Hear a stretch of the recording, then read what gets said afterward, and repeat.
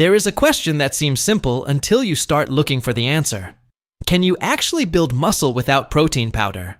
Maybe you've wondered about it while standing in a supplement store, looking at row after row of giant tubs with names that sound more like laboratory experiments than food. Whey, casein, isolate, hydrolyzed protein, plant blends, mass gainers, recovery formulas. Everything seems to promise the same basic outcome. Bigger muscles, better recovery, faster results. And then you walk into a gym and see almost everyone carrying a shaker bottle. Someone mixes a shake before training. Someone else drinks one afterward. Another person has a bottle sitting beside their laptop at work. Online, you see people measuring scoops into blenders, adding oats, bananas, peanut butter, milk, and a dozen other ingredients. After a while, it becomes easy to believe that protein powder isn't simply a convenient food. It starts to feel like a requirement, like something you need in order to become muscular. But what if it isn't?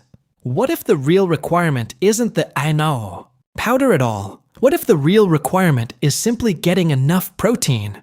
And what if the protein that supports your training can come from eggs, milk, yogurt, chicken, fish, beef, beans, lentils, soy, and ordinary meals you've probably eaten? Your entire life? That question is where our story begins. Because there are two people standing in a gym today. They have the same goal. They both want to build muscle. They both plan to train several times a week. They both want broader shoulders, stronger arms, a fuller chest, and a more athletic body. They are both motivated, but one of them has a shaker bottle. The other doesn't. The first person believes the shaker bottle is part of the formula. The second doesn't. Instead, he eats eggs for breakfast. He has chicken and rice for lunch. Maybe some yogurt later in the day. Lentils for dinner. Fish when he can afford it. Milk before bed. No scoop, no giant tub. No dramatic supplement stack. 6 months later, something interesting happens. Both people have changed. Both are stronger. Both look more muscular. And suddenly, the question becomes harder to ignore. If both of them built muscle, what was the powder actually doing? Was it creating muscle, or was it simply making one person's diet easier to manage? That distinction may sound small. It isn't. It changes the entire way you should think about sports nutrition. Because once you separate necessity from convenience, protein powder becomes much easier to understand. The source material for this documentary makes the same central distinction. Protein is important for muscle building, but protein powder itself is optional. So let's follow one person through this journey. His name is Alex. Alex is relatively new to resistance training. He's not preparing for a bodybuilding competition. He's not trying to become enormous. He simply wants to look stronger. He wants his shoulders to have more shape. He wants his arms to look fuller. He wants his chest to look more developed. He wants his back to look wider. And, like most beginners, he wants it to happen quickly. Alex starts his journey with a common assumption. He thinks building muscle is mostly about lifting weights and drinking protein shakes. The gym provides the workout. The shake provides the muscle. At least, that's how it seems from the outside. But during his first week, he starts learning that the process is much more complicated. He walks into the gym. He picks up a dumbbell. He performs a curl. His biceps contract. He puts the weight down. And nothing dramatic happens. There is no instant increase in arm size. No notification flashes across his phone. No biological progress bar reaches 20%. But something important has happened. His muscles have experienced resistance. His nervous system has been challenged. His body has received a training stimulus. And if Alex continues to expose his muscles to an appropriate resistance training stimulus while providing enough nutrition and allowing enough recovery, his body can begin to adapt. That adaptation can include increased muscle size. This is hypertrophy. And that word is important because it changes the conversation. Muscle doesn't appear simply because Alex consumed a certain ingredient. Muscle develops because his body responds to repeated training. Protein supports that response. Calories support the overall process. Recovery gives the body an opportunity to adapt. Consistency allows the changes to accumulate. That's the bigger system. Training, diet, nutrition, recovery, adaptation, repeat. Protein is part of that system. Protein powder is not the system. That is the first lesson Alex needs to understand. And it is also the first lesson for anyone watching this documentary. Because if you misunderstand the role of protein powder, you can easily spend your money solving the wrong problem. Imagine Alex goes online after his first workout. He searches for the best muscle-building supplement. Within minutes, he discovers dozens of products. Protein powder, mass gainer, creatine, pre-workout, amino acids, testosterone boosters, recovery formulas. He starts adding products to his shopping cart. Then he stops. He looks at his bank account and he asks a very reasonable question. Do I actually need all this? That's when Alex does something surprisingly sensible. He looks at his diet first. What is he eating? How much protein does he actually get? Is he eating enough food? Is his diet consistent? Does he even know? And suddenly he realizes that he has been thinking about supplements before understanding his meals. He's been asking what powder to buy before asking what he actually needs. So he starts with food: eggs, milk, yogurt, chicken, fish, beef, beans, lentils, soy, rice, oats, potatoes, fruit, vegetables. He builds his meals around ordinary foods. That becomes the experiment. Can a person build muscle without protein powder if the rest of the diet is appropriate? The answer is yes. But there is an important condition. The absence of protein powder does not automatically make a diet high in protein. That's another mistake. Someone can avoid supplements completely and still eat too little protein.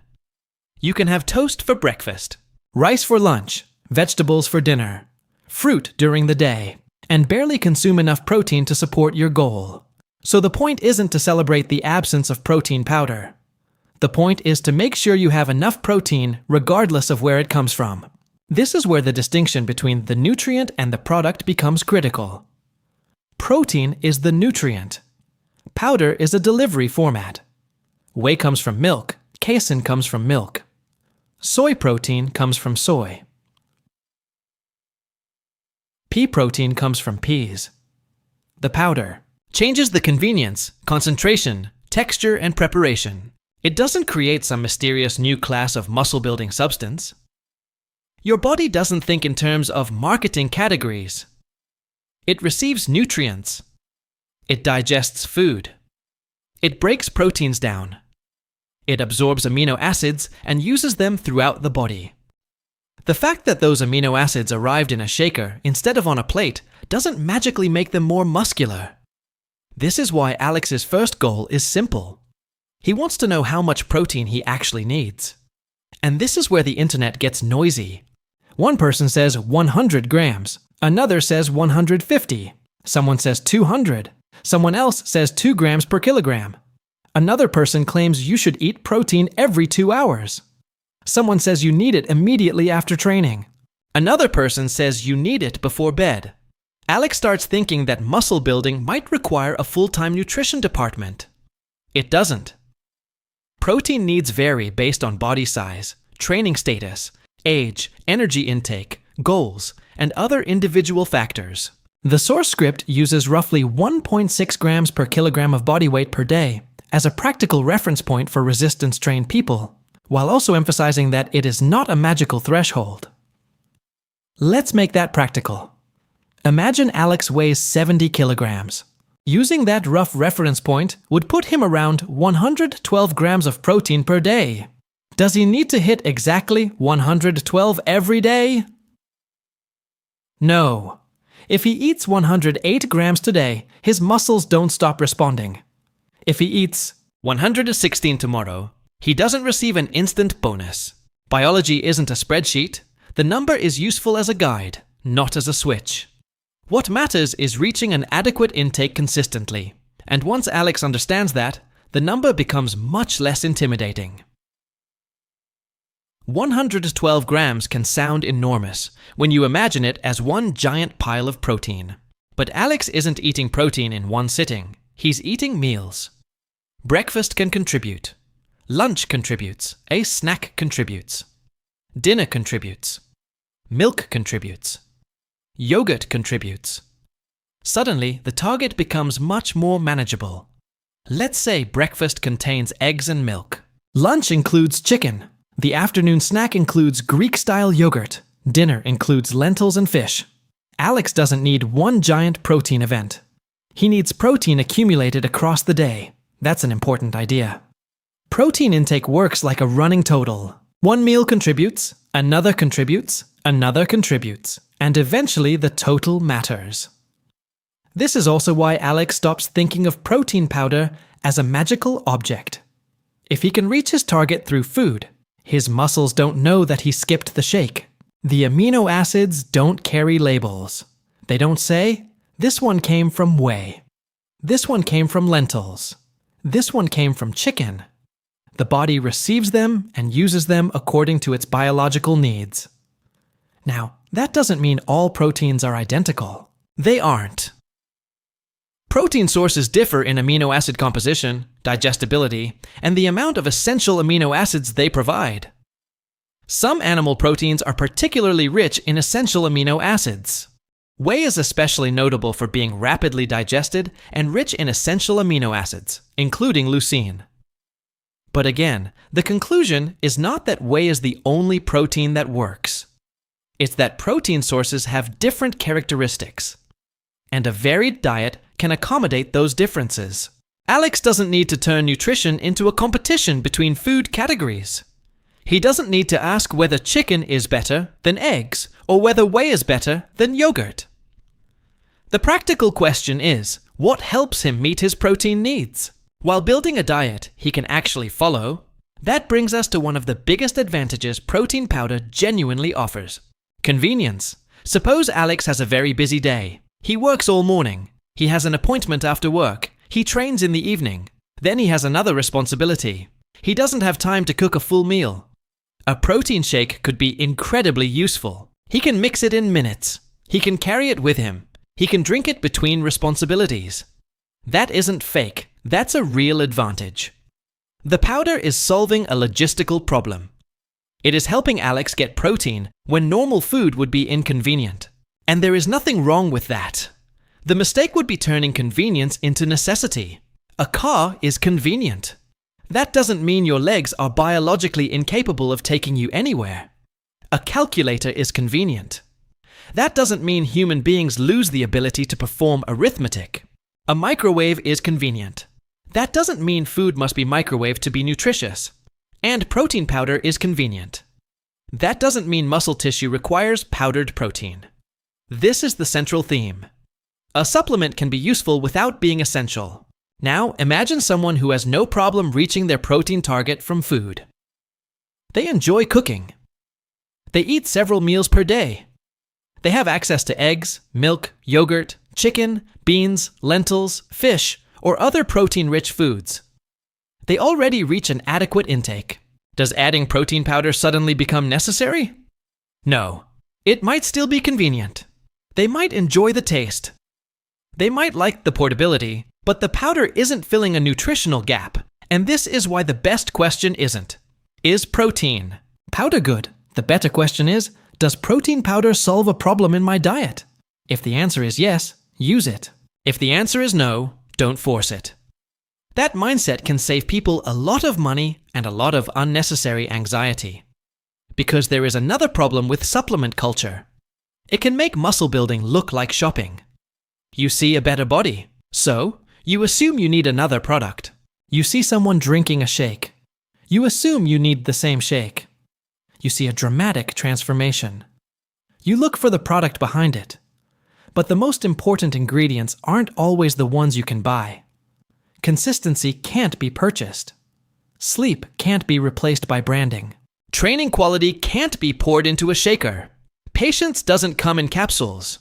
And no supplement can perform your repetitions for you. This is why Alex begins with the fundamentals. He trains consistently. He learns the movements. He progressively increases the demands placed on his muscles. He eats enough protein. He consumes enough overall energy. He sleeps. He recovers. And he gives the process time. Now, let's go deeper into protein itself. Why does it matter? Because skeletal muscle is made largely of protein-based structures, and your body is constantly breaking down and rebuilding proteins. Resistance training changes the balance of those processes. After training, muscle protein synthesis increases. Amino acids from dietary protein provide building materials used in repair and remodeling. But this does not mean that every increase in muscle protein synthesis automatically translates into a visibly larger muscle. That is an important distinction. One workout can increase muscle protein synthesis. That doesn't mean your arm is visibly bigger tomorrow morning. Muscle growth is the result of repeated adaptations over time. Think about construction again. One delivery of bricks doesn't create a building. The bricks matter, the workers matter, the plans matter, the time matters, and the repeated process matters. Protein is part of the material. It isn't the building itself. This is why someone can drink protein powder every day and still make little progress. If they don't train effectively, the necessary stimulus isn't there, and someone can build muscle without powder if their training and nutrition provide the necessary conditions. That sounds obvious once you hear it. But it's easy to forget because supplements are visible. You can see the shaker. You can see the scoop. You can see the label. You can't see muscle protein turnover happening inside the body. Marketing naturally focuses attention on the visible object. Biology is happening somewhere else. Now, Alex begins to track his meals. At first, he expects this to be complicated. But after a few days, he notices something. He's already eating more protein than he thought. Breakfast contributes. Lunch contributes. The yogurt contributes. Dinner contributes. He isn't using powder, but he is getting closer to his target. Then he notices another pattern. On some days, he eats very little protein because he's busy. Those are the days when a supplement would actually be useful. Now, the decision is simple. He doesn't need protein powder every day, but he could keep some available for situations when whole food protein isn't practical. That is a rational use of a supplement, not dependence, not obsession, just convenience. And this flexibility matters. Nutrition has to work in real life. Real life isn't a laboratory. There are busy days, travel days, restaurant meals, family events, long work shifts, unexpected schedule changes. A rigid diet can collapse under those conditions. A flexible system can survive them.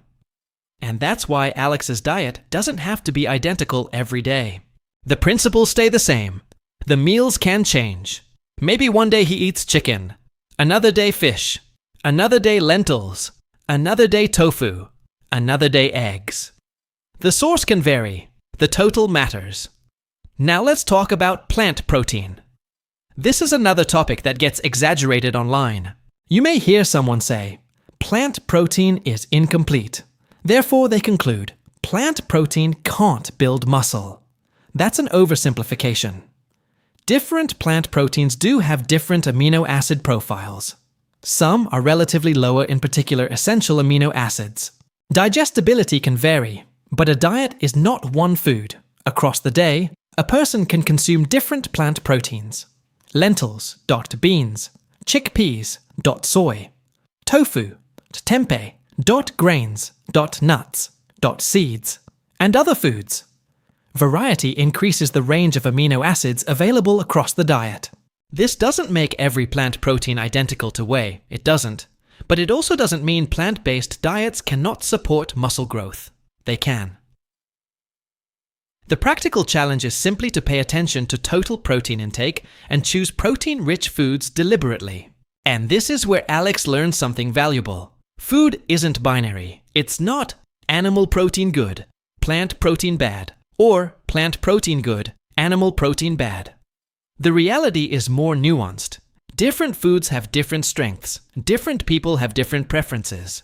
Different diets have different constraints. A person eating animal foods can build muscle. A vegetarian can build muscle. A vegan can build muscle. A person who uses protein powder can build muscle. A person who never uses protein powder can build muscle. The underlying requirement remains adequate nutrition combined with resistance training and recovery. The delivery method can differ. Now Alex starts thinking about food as a system. Breakfast becomes an opportunity to get protein. Lunch becomes another opportunity. His snack becomes another. Dinner becomes another. He doesn't need every meal to contain exactly the same amount. He simply needs enough total intake distributed in a practical way. And this brings us to protein timing. You may have heard about the famous anabolic window. The idea that your muscles become extremely receptive to protein immediately after training, and if you don't drink a shake quickly, you've somehow missed the chance to grow. Real physiology is more forgiving. Your body does not have a tiny 30-minute countdown timer. The meals you ate before training matter. The meals you eat after training matter. Your total daily intake matters. The overall pattern matters. Eating protein around your workout can absolutely be useful. But you don't need to panic. Imagine Alex finishes his workout at 6 o'clock. He doesn't have a shaker. He drives home. He showers. He prepares dinner. At 7 o'clock, he eats a protein-rich meal. Has he wasted his workout? No, his body hasn't suddenly forgotten how to adapt. The workout still provided a stimulus. His daily nutrition still matters. And the protein he eats at dinner can still contribute to the overall process. The key is not to ignore timing completely. The key is to put timing in its proper place. Total protein matters more. Consistency matters more. Overall nutrition matters more. Now Alex hears another claim. You can only absorb 30 grams of protein at a time. He starts worrying. What happens if he eats 40? Does the extra 10 disappear? No, the digestive system doesn't suddenly switch off at a specific number. Your body can digest and absorb more than 30 grams. The more meaningful question is how much. Protein contributes to the processes you're interested in at a given time, and that depends on context. Body size matters. Meal composition matters. Training status matters.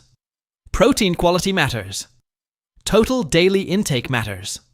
So Alex doesn't need to panic because one meal contains more protein than some arbitrary number he saw online. His body isn't throwing the extra protein into a trash bin. That's another example of how simplified fitness rules can create unnecessary fear. Now let's move beyond protein and talk about calories. Because Alex is a skinny beginner. He wants to gain muscle. He eats enough protein. But his body weight never changes. He thinks, maybe I need more protein.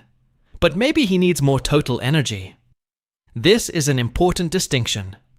If you're trying to gain muscle and your body weight is consistently dropping, or you're failing to gain despite your goal, simply increasing protein may not solve the problem. You may need more calories. Muscle tissue requires energy to build. Training requires energy. Recovery requires energy. Your body has many other demands, so Alex begins increasing his total food intake, not dramatically. He doesn't start eating everything in sight. He simply adds more rice, more oats, more potatoes, more milk, more nuts, maybe more olive oil. Now his calorie intake rises. His body weight begins to increase gradually. His training performance improves. He recovers better. Suddenly, the problem wasn't protein. It was energy availability. This is why nutrition can't be reduced to one number. Protein matters, but calories matter too. And this leads to the classic bulk. Alex hears, if you're skinny, eat everything. So he does. Pizza, burgers, desserts, huge meals, massive shakes. His weight shoots upward.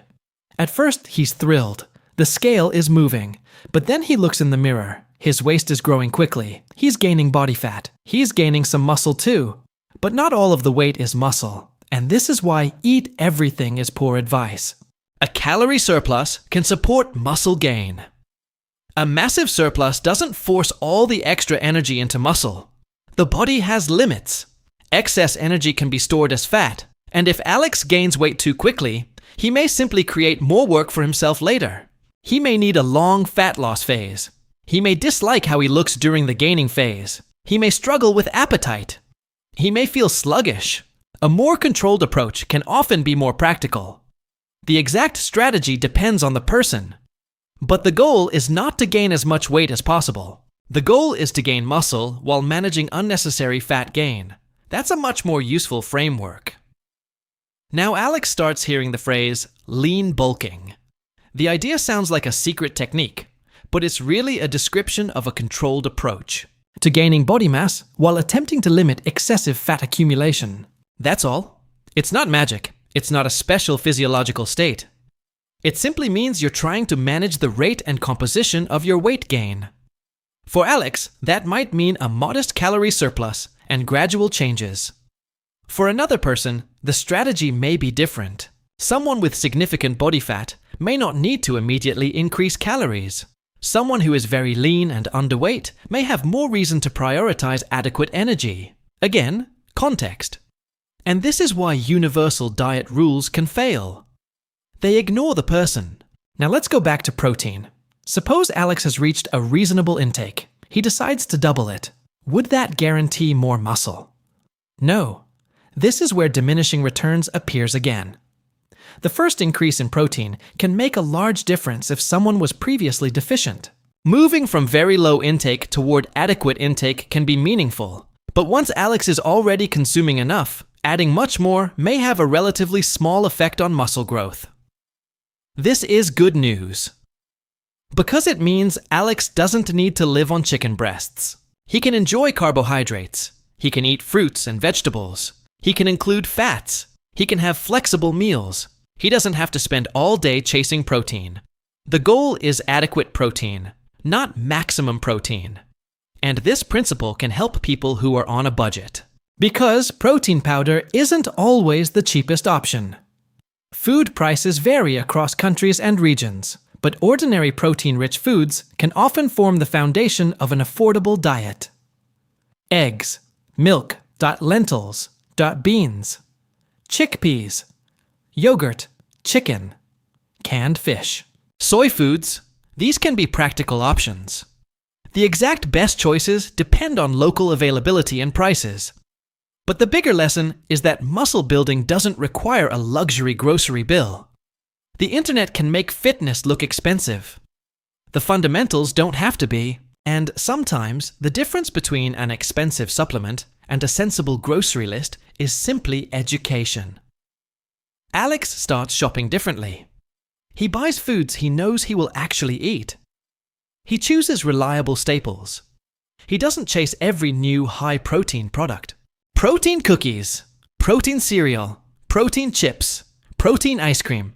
They can all exist, but the word protein on the package doesn't automatically make the product necessary. The goal is still the same. Meet your nutritional needs. And here's another important distinction. A food can be high in protein without being nutritionally complete. Protein bars can provide protein, but that doesn't mean they should replace a varied diet. A shake can provide protein, but that doesn't mean it replaces fruits, vegetables, grains, and healthy fats. This is why the word supplement is useful. It's something that can supplement the diet, not necessarily define it. Now Alex starts getting more comfortable with food. Breakfast might be eggs, oats, milk, and fruit. Lunch might be chicken and rice. A snack could be yogurt and fruit. Dinner might be fish, potatoes, and vegetables. On another day, he could eat lentils with rice and yogurt. Another day, tofu with noodles and vegetables. The exact meals change, but the underlying structure stays. Protein, carbohydrates, fats, micronutrients. Enough energy. That's a real diet, not a marketing campaign. And now we need to talk about something else people often misunderstand. Protein timing before and after training. Suppose Alex eats a balanced meal 2 or 3 hours before training. That meal contains protein and carbohydrates. Then he goes into the gym. He performs his workout. After training, he isn't immediately hungry. Should he force himself to drink a shake? Not necessarily. If he wants one, fine. If he'd rather eat a normal meal later, fine. The body isn't starting from zero when the workout begins. The nutrients from earlier meals are part of the broader physiological environment around training. This is why the idea of a tiny anabolic window is exaggerated. The post-workout period matters, but it is not a microscopic opportunity that disappears while you're driving home. The more important question is whether Alex's overall diet consistently provides enough protein. That's the foundation. Now Alex goes to sleep. He doesn't have a shake before bed. Does that mean his muscles stop growing? No. He can eat a protein-containing meal or snack in the evening if that fits his diet.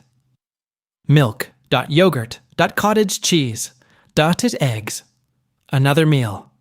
But there is no biological requirement for a special powder just because it's nighttime. Again, the goal is total daily protein and overall nutritional adequacy. Now Alex begins to understand the hierarchy. Training comes first, adequate protein comes next. Energy intake matters, recovery matters, consistency matters, supplements are optional tools. That hierarchy is important because the supplement industry can easily reverse it. People worry about the perfect protein powder before they have a training program. They buy pre-workout before fixing their sleep. They spend money on supplements before buying enough nutritious food. They search for advanced techniques before learning basic movements. Alex now knows better. He starts with the foundation. And this changes more than his finances. It changes his psychology. He stops feeling like he's missing something. He can walk into the gym without a shaker. He can travel without carrying a bag full of supplements. He can eat at restaurants. He can attend family meals. He can adapt. And that flexibility makes the lifestyle easier to maintain. Now let's talk about people who genuinely benefit from protein powder. There are several. Someone who has a high protein target, someone with a low appetite, someone who travels frequently, someone with limited cooking access, someone who has difficulty consuming enough protein through normal meals, someone who wants a fast post-workout option, someone who simply likes the taste and convenience. For those people, protein powder can be an excellent tool. There's nothing wrong with using it. The mistake is saying, because it helps me, everyone needs it. That conclusion doesn't follow. Individual needs differ. Now let's imagine the opposite person, someone who enjoys cooking. They eat 3 or 4 meals a day. They get enough protein from food. They're not traveling often. They have no problem reaching their target. For them, protein powder may provide little additional value. It might still be convenient, but it isn't filling a major gap. So why force it? This is why the smartest question isn't, should everyone use protein powder? The smartest question is, does it solve a problem for me? If yes, use it. If no, don't worry about it. That is a much more sustainable approach. Now Alex has been training for 1 month. He checks his workout log. His bench press is higher. His squat is higher. His technique is better. He feels more confident. He looks at his photographs. He doesn't see a huge transformation. And that's okay. The first month was about establishing the process. He hasn't been training long enough to expect a dramatic visual change. This is another place where fitness marketing causes confusion. A 30-day transformation looks exciting on a thumbnail, but real muscle growth is much less cinematic. There's no dramatic reveal every week. The body changes gradually, and Alex is learning to appreciate that. Now 3 months pass. His shoulders begin to look different. His arms have more shape, his chest is fuller, his back looks more developed.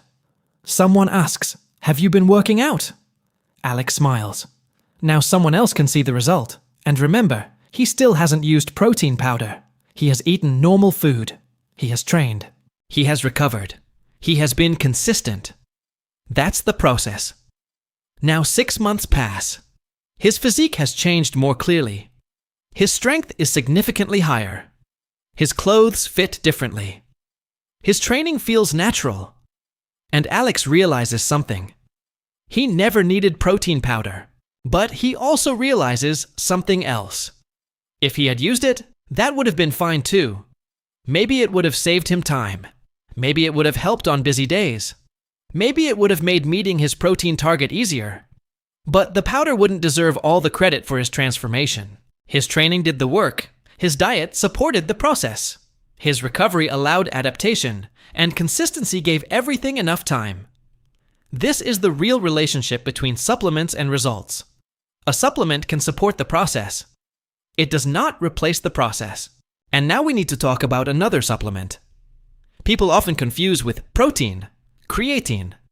Someone tells Alex, "Okay, but what about creatine?" That's a different conversation. Creatine isn't protein. It serves a different role. Creatine monohydrate has substantial evidence supporting its ability to improve high-intensity exercise capacity and support training adaptations. But even creatine doesn't replace protein. It doesn't replace calories. It doesn't replace sleep. And it certainly doesn't replace training. This is another example of why supplements should be understood individually. Protein powder helps supply protein. Creatine supports a different physiological system. They aren't interchangeable, and neither one is a substitute for the fundamentals. Now let's return to the supplement industry. There's a subtle psychological trick that can happen without anyone technically lying. A supplement doesn't have to be presented as magic for you to focus on it too much. If Alex is shown a dramatic transformation next to a giant tub of protein, his brain naturally connects the two. The product is visible. The transformation is visible. The months of training are not. The thousands of meals are not. The years of sleep are not. The boring workouts are not. The discipline is not visible. And this is why product marketing can distort our understanding of cause and effect. A protein powder may be part of someone's routine. That doesn't mean it caused the entire physique. Maybe the person was training for 5 years. Maybe they eat 8 meals a day. Maybe they sleep 9 hours. Maybe they have exceptional genetics. Maybe they use performance-enhancing drugs. Maybe all of those factors are involved. A photograph doesn't tell you the full story, so Alex becomes more skeptical. Not cynical, just thoughtful. He asks, what problem is this product actually solving? That's the right question. If the answer is convenience, he understands the value. If the answer is supposed to be, this is the only way to build muscle, he knows better. Now let's talk about the other extreme. Some people become so committed to avoiding supplements that they refuse to use any convenient options even when they would genuinely benefit. That's unnecessary too. If Alex has a difficult schedule and a shake makes reaching his protein target easier, there is no reason to feel guilty. Supplements aren't inherently bad. They're tools. Use them when they improve the practicality of your diet. Don't use them because you think you're biologically incapable of growing without them. That is the balanced position. Now Alex's story becomes less about protein powder. It becomes about learning nutrition. He learns to recognize protein-rich foods. He learns to estimate portions. He learns what meals keep him full. He learns which foods fit his budget. He learns how his body responds to different calorie intakes.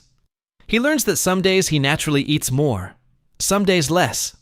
He learns that weekly trends matter more than single days.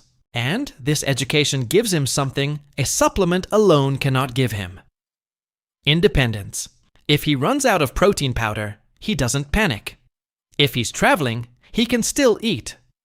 If he's at a restaurant, he can still choose a protein source. If the product becomes expensive, he can adjust. If he decides to stop using supplements, his nutrition doesn't collapse. He understands the underlying principles. That's powerful. Now imagine Alex has to travel for 2 weeks. He doesn't bring his protein powder. At first he worries, but then he remembers what he learned. He chooses eggs at breakfast, chicken at lunch, yogurt as a snack, fish or meat at dinner. He drinks milk when it's available. He eats beans or lentils when appropriate. He keeps training when possible. The process continues. And that flexibility is one of the hidden advantages of understanding nutrition rather than depending on a product. Now let's talk about body composition again. Because Alex's goal isn't just to consume protein. He wants to look muscular, and that depends on more than muscle tissue. If Alex gains muscle while also gaining a lot of body fat, he may not look dramatically more muscular. If he later loses some fat, his existing muscle becomes much more visible. This is why transformation photographs can be deceptive. Someone can appear to have gained an enormous amount of muscle when much of the visual difference actually comes from changes in body fat, posing, lighting, and the pump. Alex learns not to judge his progress from a single image. He compares photographs over longer periods. Same lighting, similar posture, similar distance, similar conditions. Then, the changes become easier to interpret. He also tracks body weight, but he doesn't worship the scale. He understands that body weight fluctuates, water changes, glycogen changes, food volume changes, sodium intake can alter water retention, hydration changes. A single weigh-in tells him almost nothing. Trends matter. This is another theme we've seen throughout the entire documentary. The body produces noise. You need enough time to identify the signal, and this is especially true for muscle growth. One workout tells you very little. One day of food tells you very little. One photograph tells you very little. 1 week tells you relatively little. Several months can tell you much more. Years tell you even more. That's why patience is part of the science. Now Alex begins to understand what the phrase beginner gains really means. It's not magic. It's the result of having enormous room for adaptation. When a previously untrained person begins resistance training, the body has many ways to improve. Technique improves. Coordination improves. Strength improves. Muscle growth can occur. The early phase can feel dramatically different from later training. But that phase doesn't last forever. Eventually, the same stimulus becomes familiar. The easy gains disappear, and the process becomes slower. This is why Alex can't use his first year to predict every future year. The first year may be unusually productive. The second can be productive, but slower. The third can be slower again. And beyond that, each additional improvement may require more patience. This doesn't mean muscle building stops. It means the rate decreases. And that is normal. Now imagine Alex looks at an experienced lifter. The person has trained for 8 years. Alex sees how muscular they are. He doesn't see the 8 years. He sees the result. That's the problem. Social media compresses time. A 5-year physique appears in a 30-second video. A 10-year physique appears in one photograph. You don't see the thousands of days that created it. The meals, the workouts, the bad days, the injuries, the plateaus, the adjustments, the periods when motivation disappeared, the nights when they chose sleep over entertainment, the long stretches when progress was almost invisible. All of that disappears from the final image, but it's where the body was actually built. And this is why Alex stops asking, "How do I get the result?" He starts asking, "How do I become the person who can sustain the process?" That's a deeper question. Because the result isn't created by one perfect decision. It's created by the identity that keeps making reasonably good decisions. Now, Alex's training becomes normal. He doesn't need to motivate himself every morning. He has training days. He goes. He works. He leaves. He eats. He sleeps. He repeats. And over time, what once required enormous willpower becomes ordinary. That's a major psychological adaptation. At first, the gym is something Alex is trying to fit into his life. Eventually, training becomes part of his life. This is the point where long-term progress becomes much more likely. And this is why motivation is often overrated.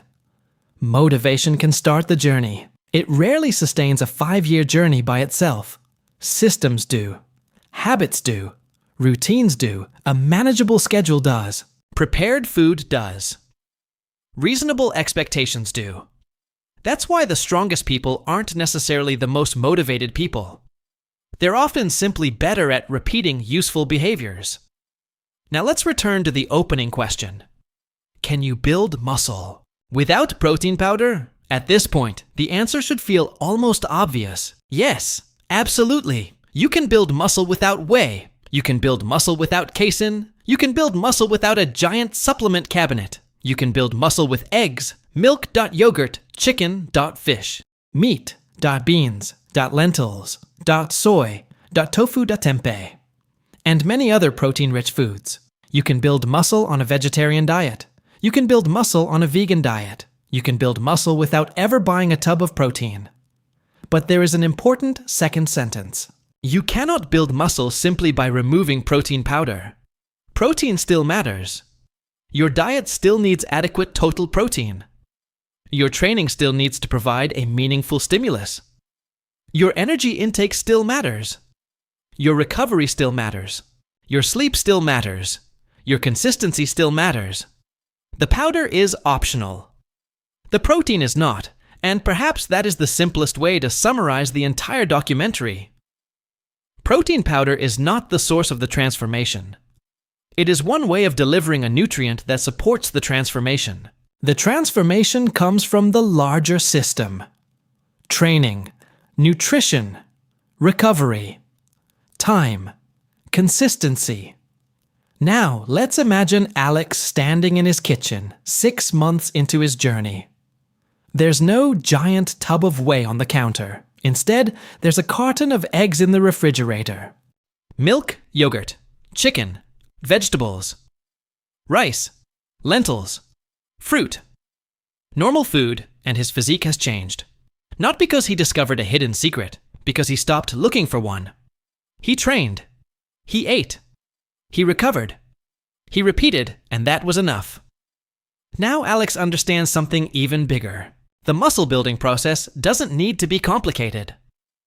Fitness culture often tries to turn it into a maze, but underneath all the arguments, the fundamentals are remarkably simple. Provide an effective resistance training stimulus. Consume adequate protein. Consume enough total energy for your goal. Recover. Repeat for a long time. That's the foundation.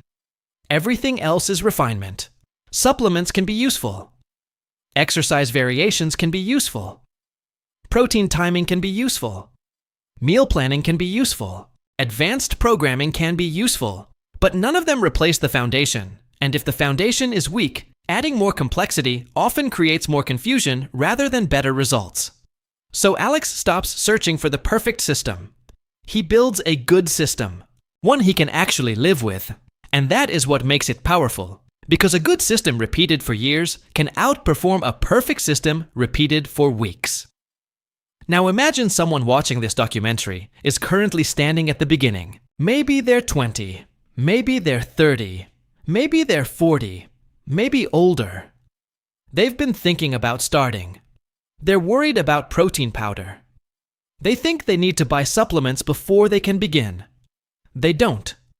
They can begin with food. They can begin by learning basic resistance exercises. They can begin by eating enough. They can begin by sleeping better. They can begin by building a routine, and then they can learn as they go. They don't need to know everything today. They need to start with the fundamentals. And if protein powder eventually becomes useful, they can add it. That's it. No panic, no urgency, no magical deadline. Because muscle isn't built in a single week, it is built through accumulation. One workout, one meal, one recovery period, then another, and another, until the total becomes visible.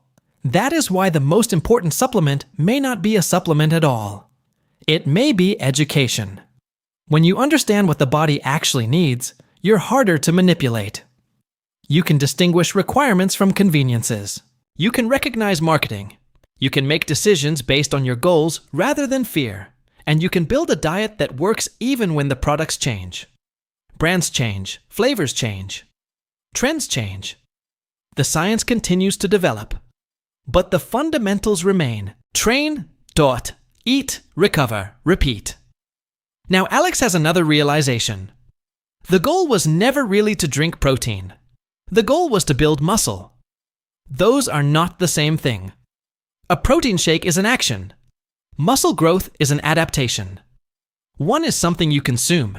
The other is something your body develops. And that distinction changes how you measure success. Alex doesn't feel successful because he finished a shake. He feels successful because his training is progressing. His measurements are changing. His physique is developing. His recovery is improving, and he's becoming more consistent. The product is secondary. The process is primary.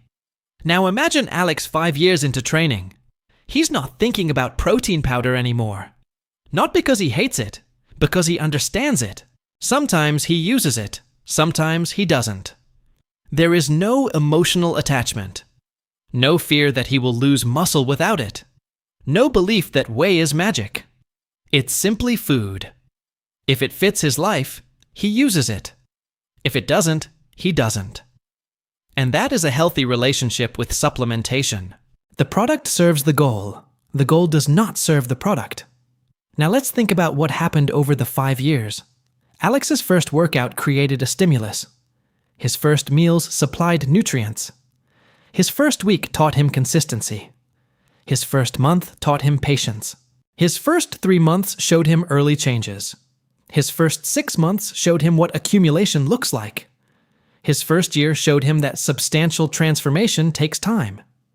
His second year taught him diminishing returns. His third year taught him refinement. And the years after that taught him sustainability. That is the real journey. And if you only look at the final photograph, you miss almost everything important. Because the physique is the visible part. The habits are invisible. The knowledge is invisible. The discipline is invisible. The ordinary decisions are invisible. But those invisible things are what created the visible result. Now let's go back to the original question. One final time. Can you build muscle without protein powder? Yes. But perhaps the more important question is, can you build a muscle-building lifestyle without becoming dependent on supplements? Also yes. And that might actually be healthier psychologically. Because once you know how to eat real food, you have flexibility. You can travel. You can eat with your family. You can go to a restaurant.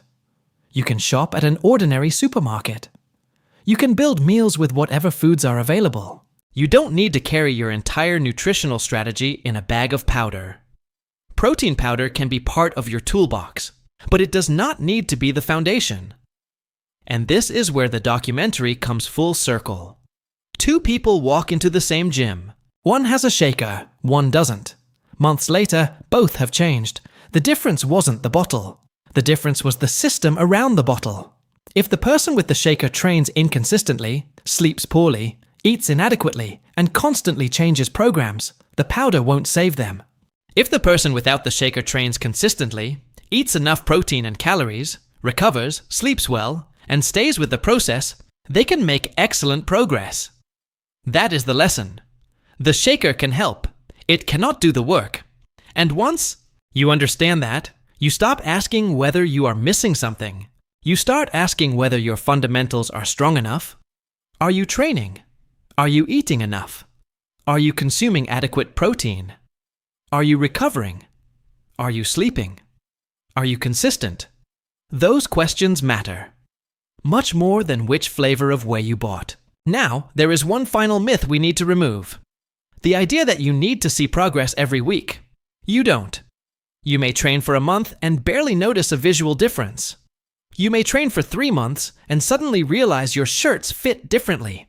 You may train for 6 months and see a clear transformation. You may train for 1 year and barely recognize your starting photographs.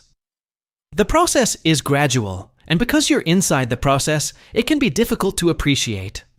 That's why Alex compares photographs. January to July. January again. 3 years later. The difference becomes undeniable, and that's why time is not the enemy. Time is the thing that allows the work to accumulate. One workout is a signal. Hundreds of workouts are a history. One meal provides nutrients. Thousands of meals create a nutritional pattern. One night of sleep supports recovery. Years of reasonable sleep help sustain years of training. That's the long game. And the long game is where the real transformation happens. So if you're beginning, right now, don't ask, how fast can I get huge? Ask, what kind of habits can I maintain for years? That question changes everything. Because a person who stays consistent for 5 years doesn't need to worry about whether they looked impressive after 5 weeks. They have something much more valuable. Evidence. They know what their body can do. They know how they respond. They know what foods work. They know how they train best. They know how to recover. And they know how to continue. That's the real result of long-term training. Not just more muscle, more understanding, more confidence, more control, more patience, and perhaps most importantly, less fear. You no longer panic because you missed a shake. You no longer panic because you missed one workout. You no longer panic because your weight fluctuated. You no longer panic because 1 month was slow. You understand that the process is bigger than any single event. That is the mindset that allows people to stay in the game. Now let's return to Alex one last time. He's standing in the same gym where he started. The same kind of dumbbells, the same machines, the same mirrors. But Alex is different. His shoulders are wider. His back is thicker. His arms are larger. His legs are stronger. His posture is different. His confidence is different. But there's one more thing.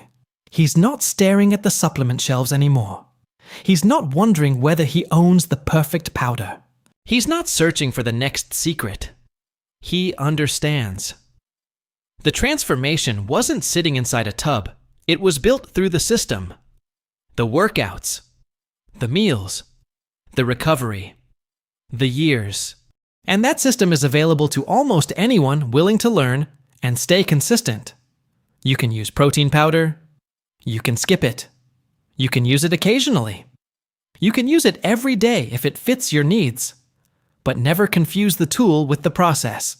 The powder is the tool. The process is adaptation. And adaptation happens because you repeatedly give your body a reason to change. That's the real story. Now imagine a beginner watching this documentary late at night. They've been wondering whether they need to buy a supplement before they begin. Maybe they don't have much money. Maybe they live with their family. Maybe they have limited access to specialized foods. Maybe they think muscle building is expensive. It doesn't have to be. Start with the basics. Eggs, milk, yogurt, chicken, fish, beans, lentils, soy, rice, oats, potatoes, fruit, vegetables. Build your meals, build your training, build your routine, and give yourself time. The source script makes this same practical point through Alex's ordinary food approach. A muscle-building diet can be built around common protein-rich foods rather than requiring a supplement. You don't need to start with everything. Start with enough. Learn. Adjust. Continue. And if you eventually discover that protein powder makes your life easier, use it. If it doesn't, don't worry about it. Because your body isn't waiting for a brand name. It's waiting for the conditions that allow adaptation. Resistance training, adequate nutrition, recovery, consistency, time.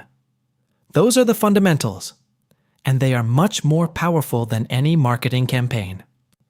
Now let's answer the question in the simplest possible terms. Can you build muscle without protein powder? Yes. Can you build substantial muscle without protein powder? Yes. Can you build muscle from whole foods? Yes. Can vegetarians build muscle? Yes. Can vegans build muscle? Yes. Can someone build muscle without ever touching whey? Absolutely. Does that mean protein doesn't matter? No. Protein matters enormously. Does that mean more protein always means more muscle?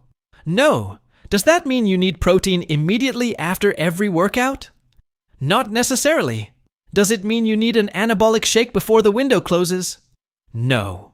Does it mean protein powder is useless? No. Protein powder can be useful. It can make reaching your protein target easier. It can save time. It can help with travel. It can help people with low appetite. It can make a busy day more manageable, but it is a convenience, not a requirement. And once you understand that, you can stop worrying about whether you have the right supplement. You can focus on whether you have the right system. Because the body you want isn't built by one product. It's built by repeated exposure to the right conditions. And those conditions don't have to be perfect.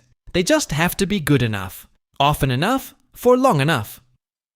That's the part that isn't exciting on social media. There is no dramatic montage for eating breakfast, no viral transition for going to bed on time, no cinematic reveal for completing an ordinary workout. But those ordinary moments are where the transformation actually happens. And that's why long-term fitness is so different from fitness marketing. Marketing wants you to believe the result is hidden somewhere outside yourself. In a powder, a product, a program, a secret. But the real transformation is usually much less glamorous. It is built through behavior. The workout you almost skipped. The meal you prepared instead of ordering something random. The night you chose sleep. The week you kept going even though you didn't feel motivated. The month you stayed with the program instead of changing everything. Those decisions accumulate, and eventually the body reflects them. That's why Alex doesn't need a perfect life. He needs a sustainable one. He doesn't need perfect meals. He needs enough good meals. He doesn't need perfect workouts. He needs enough productive workouts. He doesn't need perfect recovery. He needs sufficient recovery over time. He doesn't need perfect genetics. He needs to make the most of the genetics he has, and he doesn't need protein powder. He needs adequate protein. That is the entire argument. And perhaps the most empowering part is this. You don't have to wait until you can afford every supplement. You don't have to wait until your kitchen looks like a professional athlete's kitchen. You don't have to wait until you know everything about nutrition. You can start with what you have, learn, improve, repeat. Now Alex is 5 years into the process. He can still build a shake if he wants one, but he doesn't think about it the way he used to. It's just another food, another option, another tool. The real satisfaction comes from knowing he understands his body. He understands his training. He understands nutrition. He knows that missing one supplement doesn't change his destiny. He knows that one bad meal doesn't destroy his progress. He knows that one missed workout doesn't erase his work. He knows that his body changes slowly. He knows that consistency matters. And he knows that the long game wins. That's the final lesson. Not just about protein powder, about muscle building in general. Stop searching for the one thing that creates the result. Start building a system that creates results repeatedly. Train. Eat, recover, repeat, then give it time. Because one workout won't build your physique, but hundreds can. One meal won't build your physique, but thousands can support it. One night of sleep won't transform you, but years of recovery can sustain the training that does. One scoop of protein won't create a body, but adequate protein, combined with consistent training, can support the process that does. And eventually, the accumulation becomes visible. You look in the mirror, and for a moment, you don't recognize the person standing there. Not because the transformation happened overnight, because you were too busy living through the process to notice how much had changed. That is what long-term adaptation does. It happens quietly. Then suddenly, the result is obvious. And that's the beautiful thing about building muscle. The final physique doesn't come from one extraordinary day. It comes from ordinary days repeated long enough. So if you're just starting, don't worry about having everything. Start with the basics. If you already have everything, don't overcomplicate it. And if you've been training for years, remember that the details matter more now, but the fundamentals still matter most. You don't need a perfect program. You need an effective one. You don't need maximum protein. You need enough. You don't need maximum calories. You need enough energy for your goal. You don't need maximum fatigue. You need productive training and recovery. You don't need maximum supplements. You need only the tools that actually help you. And you don't need maximum speed. You need enough patience to stay in the process. That is how muscle is built. Not through a tub, not through a shaker, not through a secret. Through adaptation. Through consistency. Through time. And maybe the next time you walk into a gym and see a wall of protein supplements, you'll look at them differently. You'll know what they are. Useful tools, convenient foods, sometimes very practical, but not magical, and certainly not the foundation. Because the foundation is much simpler.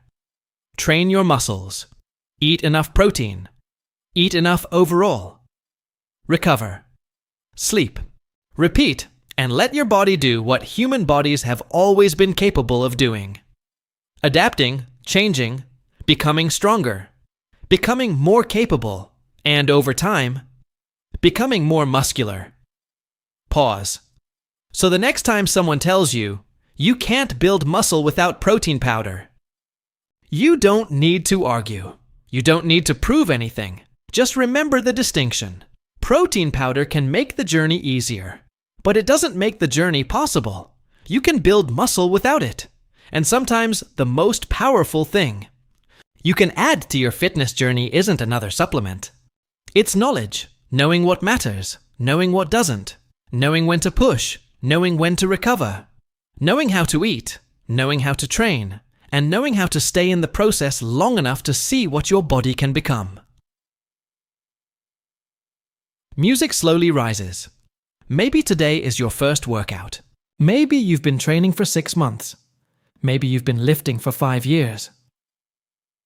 Wherever you are, the principle remains the same. Don't compare your beginning with someone else's finished result. Don't let a shaker bottle convince you that you're missing the secret. Don't let social media turn nutrition into a shopping contest. Don't let one missed workout become a reason to quit. And don't expect months of biological adaptation to appear in a matter of days. Build the fundamentals. Build the habits. Build the routine. Then give the process time, because the body you're trying to build doesn't appear all at once. It's built quietly. Session by session. Meal by meal. Night by night. Month by month. Year by year. And one day, you'll look back at the person who started and realize that the transformation happened while you were busy living your life. You were not waiting for the body to change. You were creating the conditions under which it could change. That is the difference, and that is why the answer is not hidden inside a scoop. It is hidden inside the consistency of the person holding the scoop or the person holding the fork. Long pause. Protein powder is optional. Adequate protein is not. The shaker is optional. The training is not. The perfect diet is optional. Consistency is not. The supplement stack is optional. Recovery is not. And the shortcut? There probably isn't one. There is simply the process, and if you stay in the process long enough, the process changes you. Fade to black train. Eat, recover, repeat. Then give it time. That is how muscle is built. Not overnight, not through one magical product, but gradually, quietly, consistently, until one day, the change is impossible to ignore.